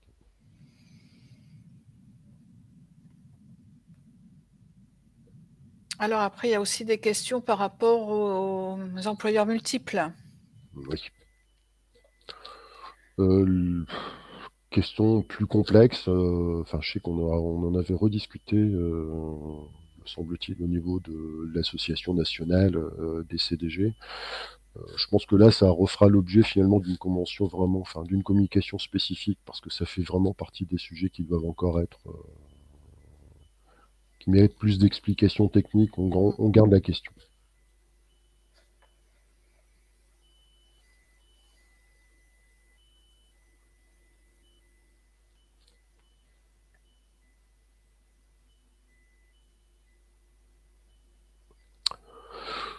Donc on nous dit, bon, dénonciation qui semble difficile si la collectivité souhaite rejoindre un contrat-groupe, autre contrat-groupe du CDG. J'entends l'argument. La question qu'il faut quand même bien voir, enfin, tel que c'est fait actuellement, sont des conventions de participation. Alors certes, c'est mis en place par la collectivité, avec une adhésion facultative de la part des agents. Donc finalement, toutes les personnes ont toujours, de par la loi, une possibilité finalement de résilier leur contrat à titre individuel. Donc à partir du moment où dans une collectivité, l'ensemble de personnes décide de résilier individuellement, ça veut dire que ça a complètement vidé de sa substance la convention en cours, avec donc du coup la possibilité finalement, à un moment ou à un autre, de rebasculer sur une autre convention. Surtout qu'en plus, j'ai envie de dire, on va rentrer sur des conventions de nouvelle génération qui vont être couvertes d'autres manières. Donc bien évidemment, à partir du moment où finalement on met en place des nouvelles conventions qui sont complètement conformes à l'état du droit tel qu'il est actuellement, c'est vrai que ça laisse un peu plus de facilité pour une collectivité de reprendre les nouvelles conventions sans forcément atteindre la fin des conventions existantes.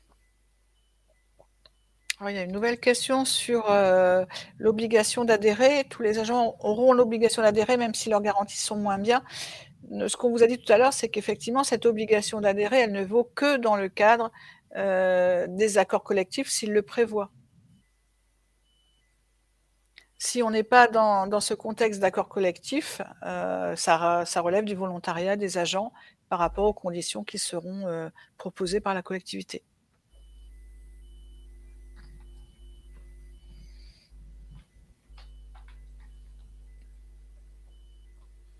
Alors, il me semblait avoir vu également une question sur la possibilité de rejoindre les conventions en cours. Non, ça ne concerne que nous, Centre de gestion du Nord. La réponse est claire, c'est que vous ne pouvez rejoindre nos conventions que si, à l'époque, vous nous aviez donné mandat. Donc, si à l'époque, vous nous avez donné mandat, vous pouvez toujours adhérer aux conventions, et notamment à celles pour lesquelles vous nous avez donné mandat. S'il n'y avait pas de mandat préalable, il sera impossible finalement de rejoindre une convention de participation en cours actuel.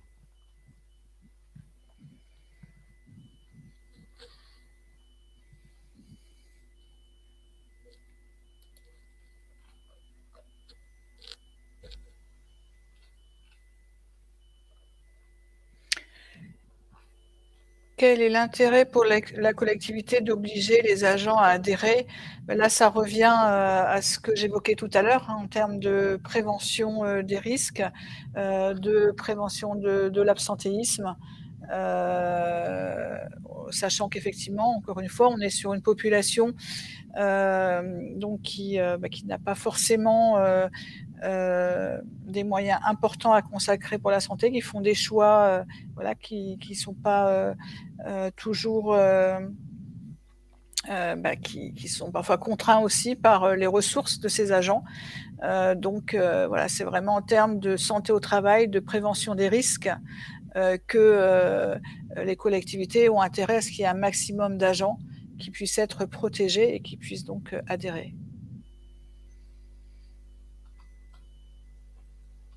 Alors, vous n'avez pas compris la réponse par rapport à l'obligation d'adhérer. Donc, ce que l'on disait par rapport à ça, tout à l'heure, il y avait un slide.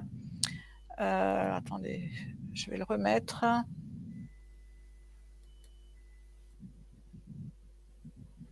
J'arrive plus à faire défiler le...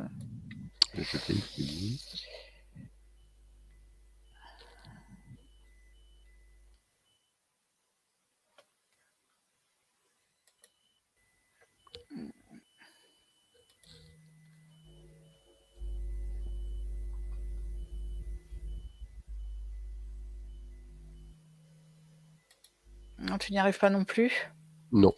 Ah. Oui, voilà. Donc, en fait, vous voyez sur... non, c'était juste la... non, c'était la première que tu as montrée. Voilà. Donc, en fait, Là, vous voyez, la colonne de gauche, on est sur... donc là encore, hein, c'est un choix important que doit faire votre collectivité.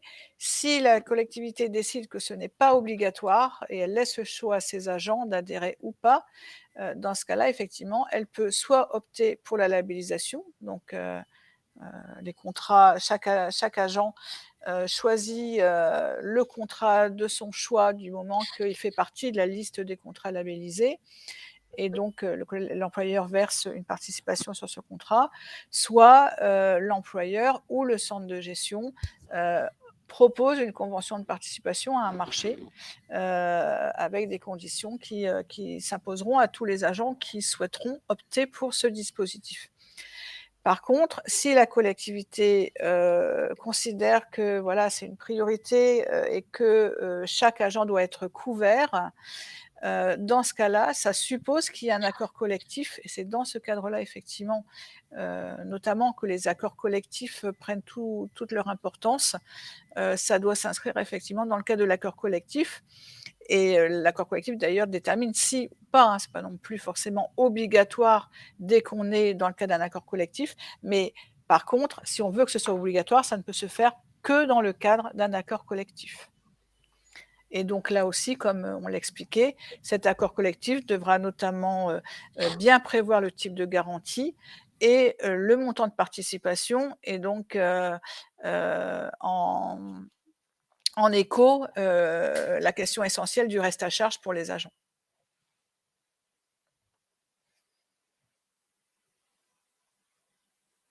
Donc j'espère que cette fois, la réponse a été plus claire. Donc après, le conseil est donc d'opter pour la labellisation et de rejoindre ensuite la convention négociée par le CDG avec adhésion facultative. Si effectivement, vous souhaitez bénéficier de la convention de participation qui sera mise en place par le CDG, comme on le disait, compte tenu des délais malheureusement assez lourds, hein, pour un dispositif de ce type. Et si vous souhaitez pouvoir intervenir le plus vite possible auprès de vos agents, effectivement, la formule la plus souple, c'est de mettre en place la labellisation dans un premier temps, et ensuite de rejoindre la convention négociée par le CDG. Voilà, ça effectivement, pour ceux qui veulent démarrer le plus vite possible et puis se laisser la possibilité d'intégrer la convention du CDG, c'est effectivement la meilleure solution.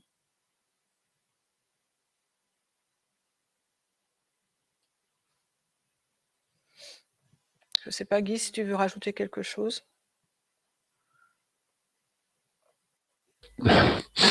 Impeccable. Alors, les garanties seront plus intéressantes pour les agents et les prix plus attractifs. Là, c'est pas la si réponse vite, ouais, c'est plus nuancé. complexe, c'est beaucoup plus nuancé. Mm. Autant finalement en termes de garantie, et notamment sur la question de la prévoyance, effectivement, nous on attache un soin particulier à ce que les garanties proposées soient à la fois le plus proche possible du statut, enfin ce qui paraît logique, et couvrent finalement le maximum de situations.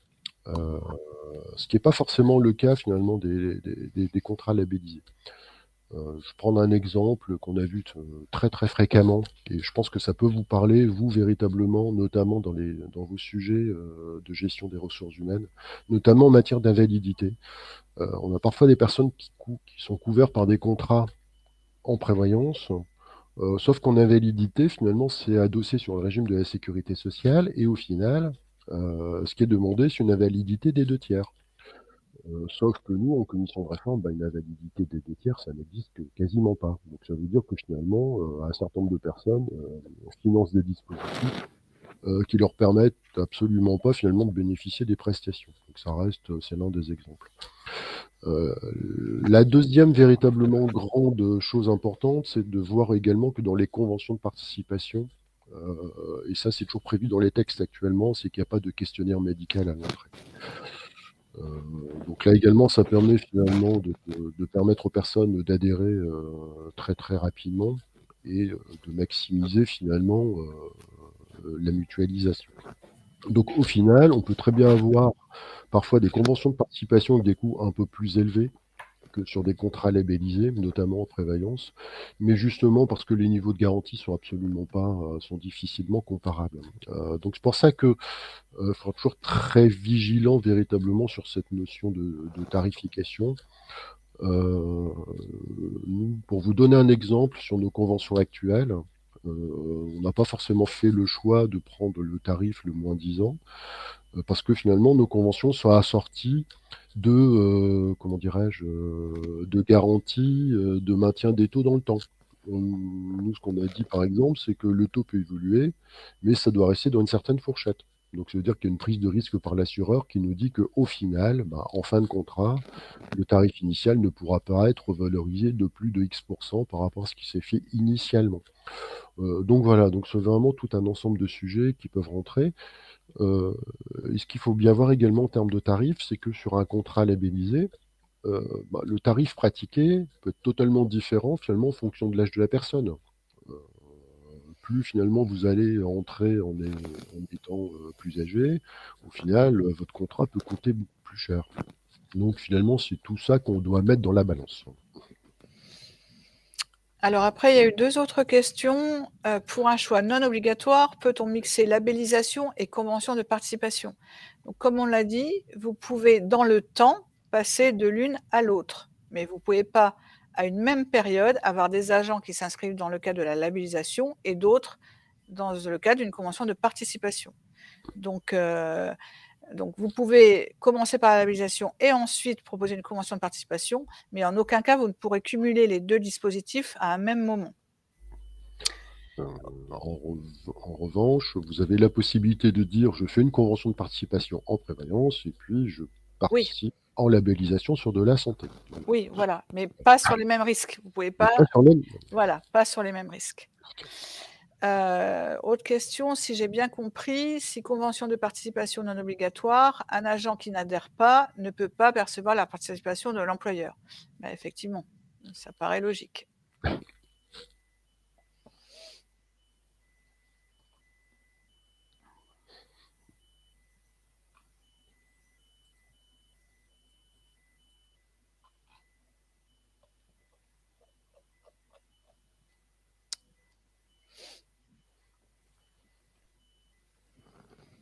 Bon, moi j'ai l'impression qu'on arrive au bout des questions cette fois. Je pense aussi.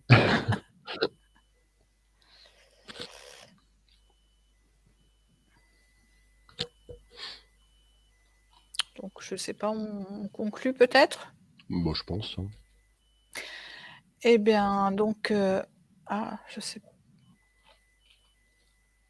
On ne connaît pas les garanties de la convention de participation. Ben non, effectivement, ça fait partie justement des points qui restent encore en suspens. Donc de toute façon, ça dépend effectivement de ce que le décret va imposer comme périmètre. Et puis, ça dépend aussi effectivement des marchés qui seront mis en œuvre. Donc aujourd'hui, effectivement, on ne peut pas vous donner d'éléments précis sur ce sujet-là.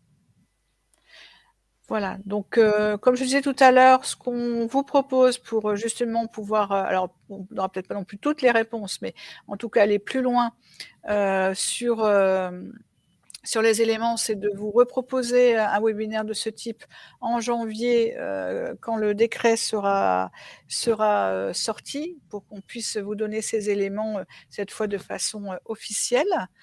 Donc, en attendant, on reste évidemment à votre disposition, que ce soit chez Guy ou au CDG 80. N'hésitez pas donc à nous contacter pour toute question, y compris éventuellement si vous avez des sujets à proposer justement pour le prochain webinaire, s'il y a des points particuliers sur lesquels vous souhaitez qu'on puisse revenir ou qu'on intervienne. Regardez aussi régulièrement les sites internet que ce soit celui du CG 59 ou le nôtre, on essaye aussi du coup de l'actualiser régulièrement pour mettre les derniers éléments d'information à votre disposition. Et puis, donc vous aurez aussi le replay. Je vois que la question se pose. Donc effectivement, ce webinaire sera disponible en replay. Et puis voilà, je crois que il nous reste à vous remercier pour avoir, vous avez été nombreux aujourd'hui à suivre ce webinaire et donc et à le suivre in extenso. Donc on vous remercie pour votre attention, pour l'intérêt de vos questions. Et encore une fois, n'hésitez pas à revenir vers nous pour la moindre question, parce qu'effectivement, c'est un sujet un peu complexe.